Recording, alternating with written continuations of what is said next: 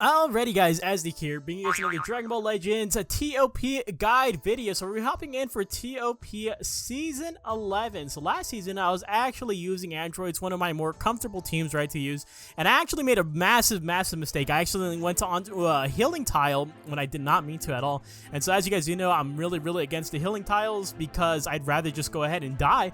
And it was really early on. Like I think it was like the third or fourth stage, or fourth tile, I mean. And you know, I truly thought it ruined my entire run, but I was still able to come in at rank 3,982, just proving that there is some room for error within this game mode, right? I even had a buddy who was using the frog squad, the minions, and he actually died 2 times and still was able to make it into the top 6k, right? So you definitely still have some hope, even if some things just don't turn out right for you, right? So that's the whole point of this guide. We are going to be aiming for the top 6k. That is the goal right there, right? I don't care about getting top 100 at the very top. I just want the 1000 cc. And with that being said, let's go ahead and get right into my top 5 teams. As always, there will be timestamps in the description below.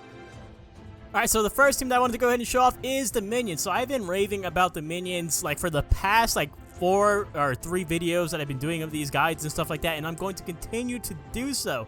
So with the Cyber Squad joining the ranks of the Minions, I can confidently say that this is definitely the most free-to-play friendly team that is also viable in TOP. As you guys can see on the right-hand side of the screen, I do have someone that's in the higher ranks actually using this team right here with the full 14-star squad. That's very important to note, right? Because I do think having them at fully 14 stars is extremely important, especially in this type of game mode, right?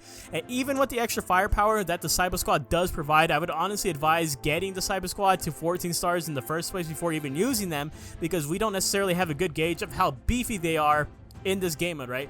But out of all the Cyber Squad, this is personally what I would run if I did have them all at 14 stars, and I might just run this just to experiment. I'm not too sure yet, but it is going to be this yellow Cyberman, otherwise known as the Cucon Man, right? Because he is easily, in my opinion, the best out of the Cyber Squad, as he offers a heal to every minion ally at the end of the 3rd turn. So this is going to be excluding a Ginyu, and this is going to be excluding this Frieza, right? This EX Frieza.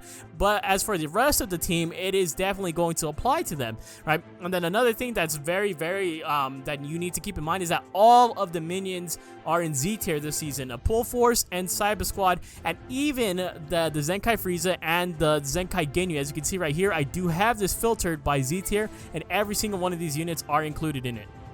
Alright, so the next team that I have for you guys is going to be the Androids. So this, of course, this is like one of my comfort teams. This is the team that I did run last season. As always, I do have someone right here on the right-hand side of the screen using a very similar team to what I use.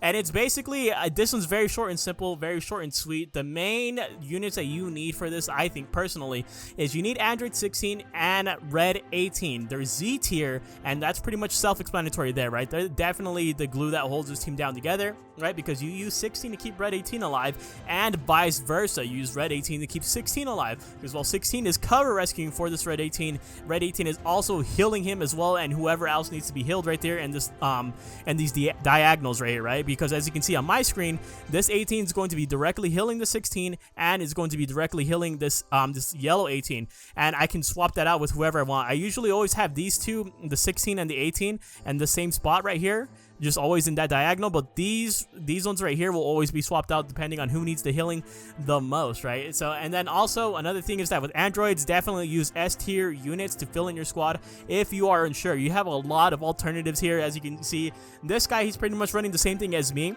but he does have the revival cell on there, to which I do not. So you can see I'm filtered by Z tier. I only got 4 of my units in Z tier for this team, but if I filter by S tier, that's where the other 4 reside, and these are all very good options. I really do like the synergy that both of the 21s provide, and I've even seen people bring in this 21 as well, this green one, so that can be definitely an option for you guys as well. I've even seen people bring in the Zenkai Cell. I don't have him Zenkai at all, so I probably wouldn't really touch him, but if you guys do have him, you happen to have him at Zenkai 7 and stuff like that, that's still a very viable option. This team is extremely good, and you can definitely get all the way to the end of the board without having a single death. Alright, for the next team that I have you guys is the Hybrids team. So once again, right here you can see on the right hand side, I have someone, the rank 4 player actually, with his hybrid setup and how he kind of builds his. I don't have the best hybrid setup, but if I did have this fully optimized with fully maxed out Zenkais and stuff, especially on this blue Gohan and on the purple Gohan, I think this is what I would rock with. And I would say that I have some free-to-play options on here as well, with both of these green Zenkai units being completely free-to-play, right? The future Gohan, completely free-to-play. The Goten's, obviously, he's a Legends Road character. Once again, completely free to play, right? I think this is very straightforward as well. So transforming Goten, the yellow Goten, is Z tier, and so are most of the other hybrids. You can see right here, this is filtered by Z tier, and almost all of these guys are in Z tier. And literally, the only like exclusions are these 4 right here, right? And I would say out of these 4, you want to be looking at this blue Gohan and at this revival Gohan the most, right? I think those 2 are the most impactful out of all these in S tier, right? But going back to Z tier, you have a whole lot of options that you can choose from right here, right? You have the Zenkai Goten if need be. I know a lot of people are rocking this guy right now, who's actually pretty good too, because he heals himself and stuff like that, right? Just a plethora of options right here. But let me go ahead and explain my setup that I have right here. Is basically, again, and we already talked about Android 18 being able to heal the top left and right diagonal of her, and then this Gohan, he actually takes every single hit on the first turn. So again, it's going to have that Android 16 synergy, right, where he's going to be taking all of the hits on that first turn, and she's going to be continuously healing him, and you're getting a support there from the Android 18 on your top left and right diagonal, and then Goten has the same effect. Right, he buffs the top left diagonal and the top right diagonal, and both of these guys having buffs against regeneration. And so the reason why I point that out, that these guys both have buffs against regeneration, is because there is a lot of regen this season on the board, so having buffs like that is going to help out a lot. And so if you have the blue Gohan Zenkai, run Android 18 with her, you know, for extra heals, extra tankiness, and you actually have 2 healers on this team with this guy. You have him on the bench, you can bring him in for extra heals just in case, right? And he's also a revival unit, which does help a lot. The only thing is that he is an LF unit. Not everyone might have him. Either way, this team is amazing. It's going to do really, really good. I'm already seeing a ton of hybrid users in the top ranks right now, not necessarily using this team. This one might be a little bit odd, might be a little bit too like out of the box. I'm not too sure. It's sometimes it's hit, sometimes it's miss.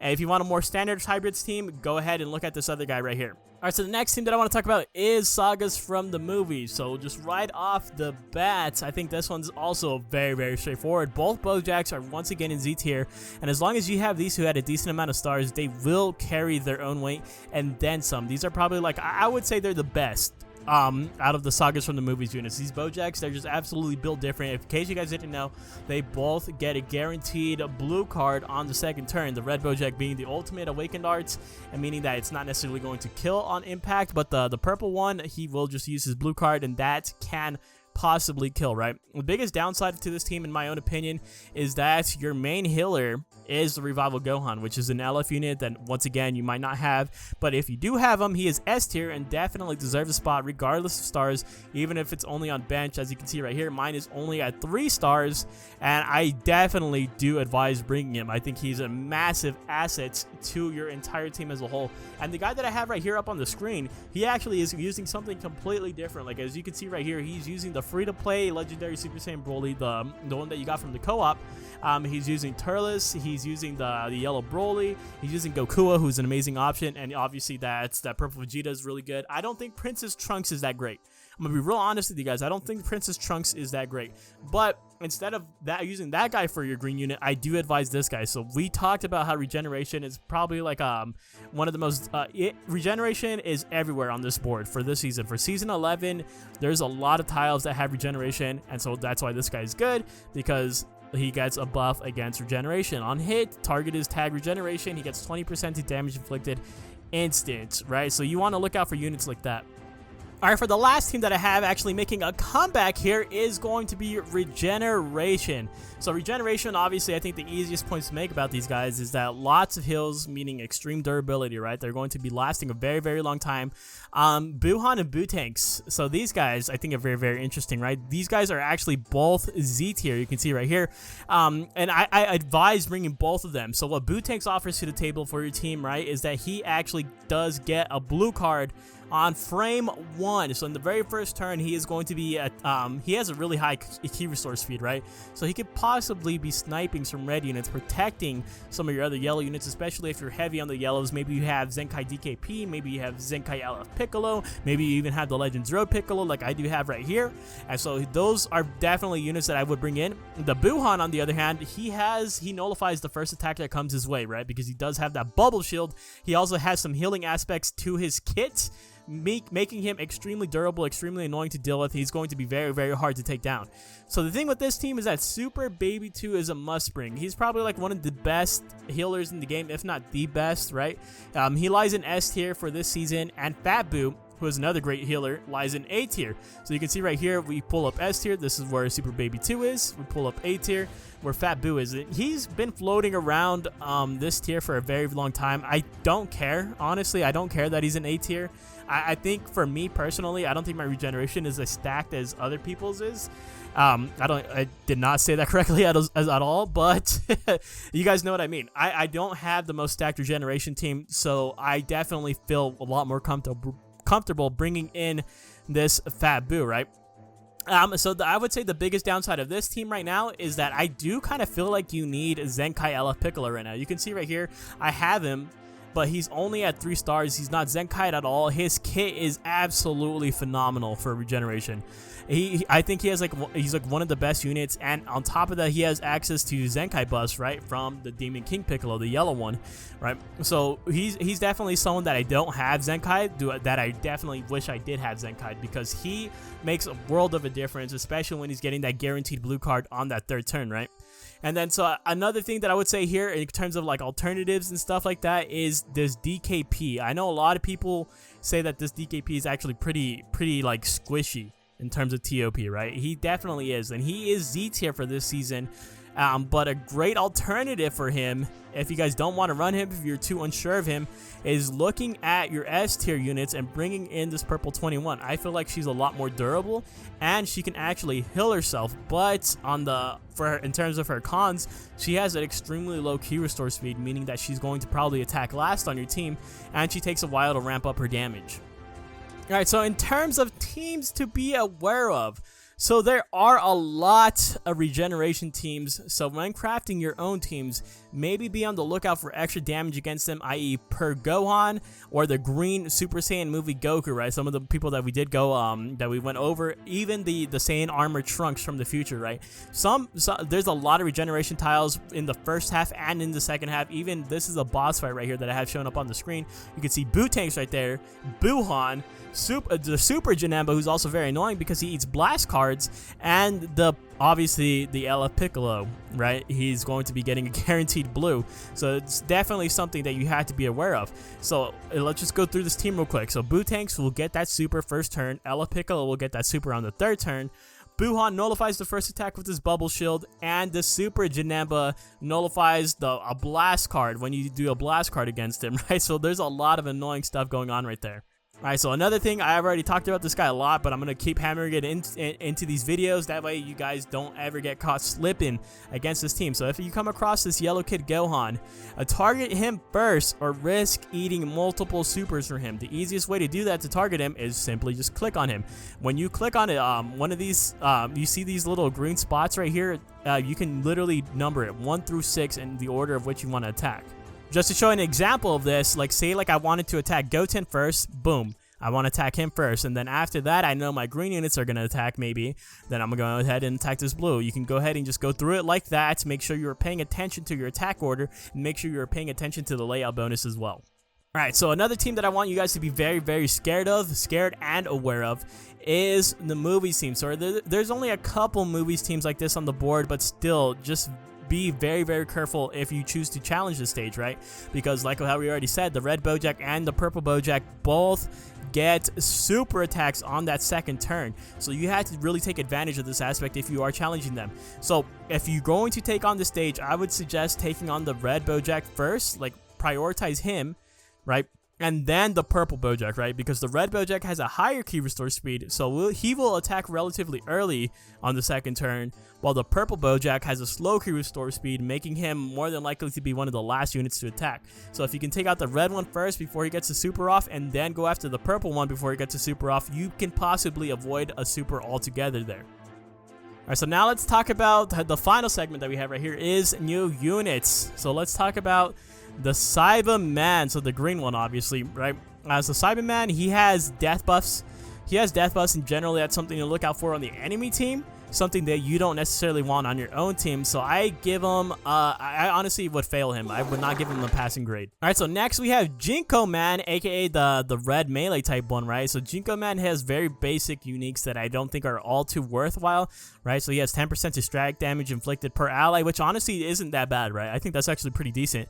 And then again, 10% to Q recovery per ally. I think again that's pretty decent. But you know, it seems very, very bare bones. I don't know how well he would actually do just off of paper right here. I would say he's not too worthwhile, especially when you have better red units on the minion team such as Robbery, right? So I'm gonna go ahead and give him a failing grade. Alright, so next is Kawaii. I don't even know how to say this. The blue Cyberman, right? He has a 30% to blue card charge rate. But on the downside, he gets stronger when allies are defeated, and obviously you don't want him to get you don't want your allies to be defeated in the first place, right? So I think that really hinders him a lot. I hate when they give units kits like this because it feels like they're only designed to be on the enemy team. So I'm gonna give him a mid. He's definitely mid. All right, so Kukan Man, right? The yellow Cyberman. He is going to be the designated healer of the minions team. He also has a cover change, and he is easily the best out of the Cyber Squad. He passes with flying colors, dude. He healed at the end of the third turn. He heals all the ally tag minions by 4%. That is absolutely huge. He is going to cement a spot on the minion squad. All right, so next we have Tenon Man, who is the other red Cyberman. So he has a 20% chance to follow up his own attack with a blast card, right? And he gets stronger as the match goes on. So again, very, very basic kit. So once it reaches the third turn, he's going to get a plus 30% to blast damage. I don't know if all of these stack right here. They could not. But very, very interesting. If you do get like 2 cards off, I think that can be very, very worth it. But 20% isn't obviously going to proc every single time, right? So again, I think this guy is mid. So the last one we have on the list is Copy Man. So it's the purple support one, and he's obviously, when it comes down to just PvP, this guy is the worst Cyberman, right? 100% this guy is actually the worst Cyberman, but when it comes to ToP, he actually has some decent support, right? So he gets 40% to own damage inflicted, and he inflicts all the enemies with attribute downgrade, 15% to damage received. So he's providing buffs to your own team, and he's giving the debuffs to the enemy team, right? So you can see right here at the starter turn, per enemy, he gets 5% to damage inflicted for 1 turn. It's those 4 blocks right there that you see on that little map right there. But again, this unit has death buffs. If he is defeated, he inflicts all these attribute downgrades. If he just gave these, he would be a lot better. But because he only gives these in death, I do believe that makes him mid. If part of his kit is locked to him getting killed, that he needs to be killed to activate this, in my head, he's already mid. I hate when they do this to units. So that's going to be my judgment on the new units. So definitely let me know if you agree with me, if you don't agree with me. If you have any questions, definitely drop them in the comments below, or come over to the Discord and drop them there.